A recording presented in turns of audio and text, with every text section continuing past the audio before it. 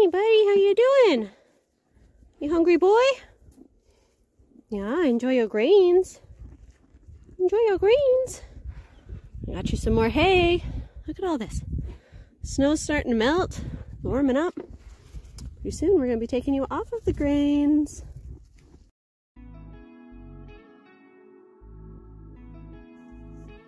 So today, I thought it'd be really fun to talk about sheep nutrition.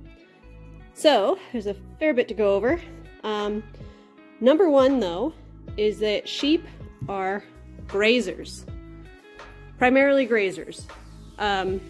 Some breeds more so than others, but regardless, all breeds of sheep need to have roughage. Roughage can come in the form of fresh grass from the pasture, which is what we do in the summertime, but when that's not available, they need to have good quality hay. And hay comes in all shapes and sizes. These are my square bales. I'll show you my round bales in a little bit.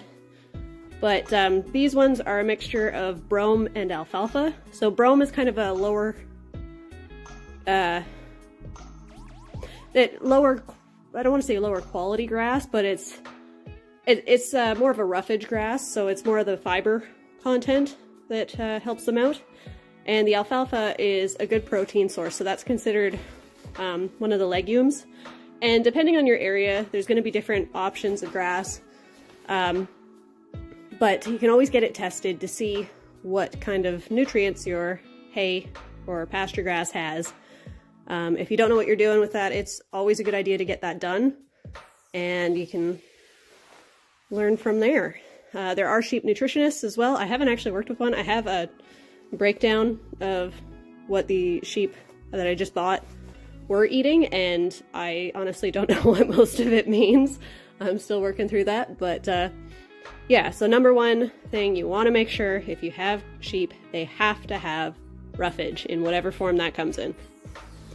Next,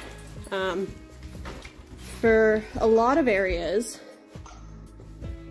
the soil and the grass are low in a mineral called selenium, and a lack of selenium can cause some serious problems in sheep, including lambs, particularly lambs, called white muscle disease. And there's other benefits to feeding things like minerals and vitamins, but you'll take care of a lot of those really preventable diseases and disorders by just giving them a good, this is their vitamins and their minerals. And I have more of, these are more vitamins, these are more minerals. But I just refeed them. It can also come in a block form like that, where they just lick it and get what they need. That's what I got originally, and my understanding is that's actually not the best because they can break their teeth on that. So I'm going to use up what I have, but really going to be focusing more on the loose minerals from here on out. So those are another important thing to have. Additionally, you can feed supplements. So that's what, we've got barley here, and barley in those bags. So the barley is just an extra little energy boost. A lot of people feed barley. It's up to you if you want to. We are actually planning to take ours off of barley eventually throughout the summer.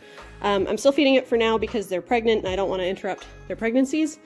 But eventually I want to take them off of that and have them grass-fed, which means they don't eat any grains. There's a difference between grass-fed and grass-finished. Grass-fed means they eat just grass throughout most of their life, except for the last little bit, last couple of weeks or so, they can feed grain. And grass-finished means right up to the end, all they have ever had is grass. I mean, and minerals and stuff, but no grain. What we plan to do instead of this, because this is really just carbs, is we want to switch them onto the alfalfa pellets, because that's just essentially alfalfa in pellet form. There's no extras in that. So that's their protein, and there's a lot of benefits to doing that. Higher omegas in the finished product, healthier animals. Since they did evolve to eat grass, it just doesn't make a lot of sense to me to be feeding grain unnecessarily. So yeah, we'll be doing alfalfa pellets instead.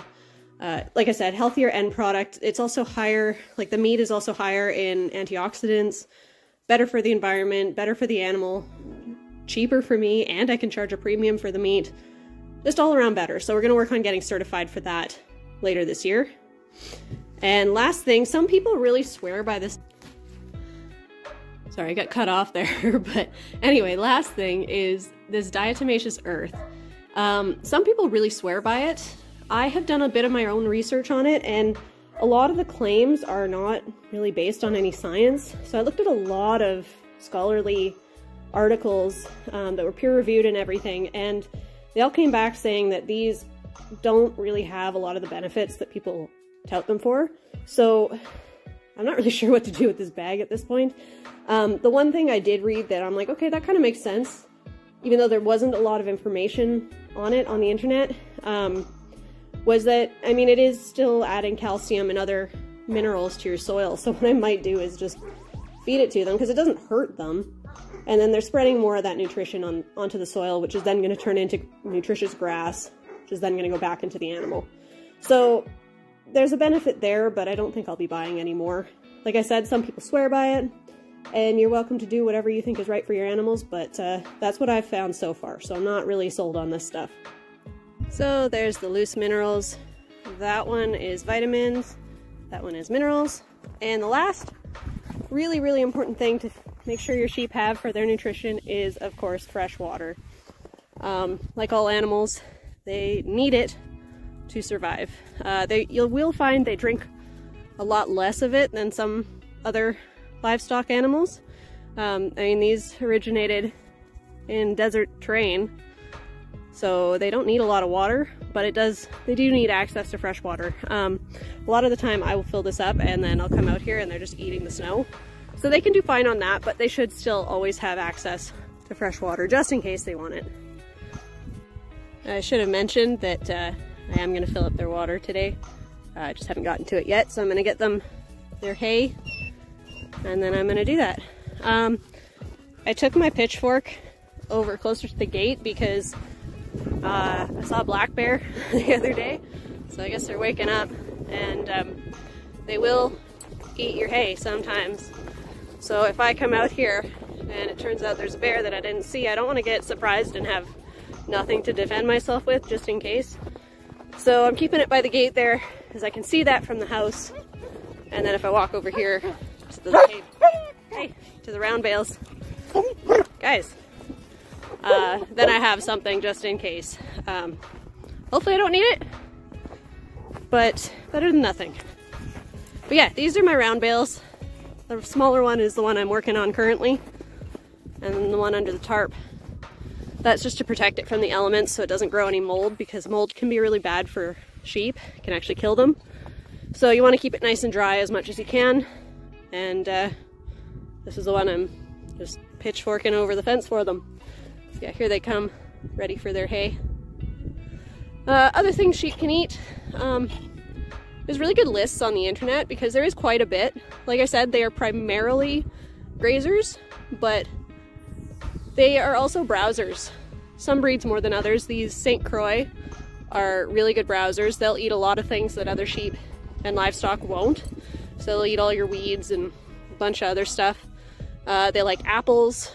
Not a big fan of strawberries, though they can eat those. They can eat a lot of the stuff in your garden, a lot of your kitchen scraps, but be careful with that, because some places it's actually illegal to feed them human food. Here, that is not the case, but look up your local regulations before you take my advice. But yeah, there's a lot of good stuff they can eat, and variety is really key. It's good for them to have a lot of different stuff. Yeah, variety in a diet is pretty well always a good thing. But yeah, I hope you found this video helpful. Like, subscribe, comment, and we'll see you next time.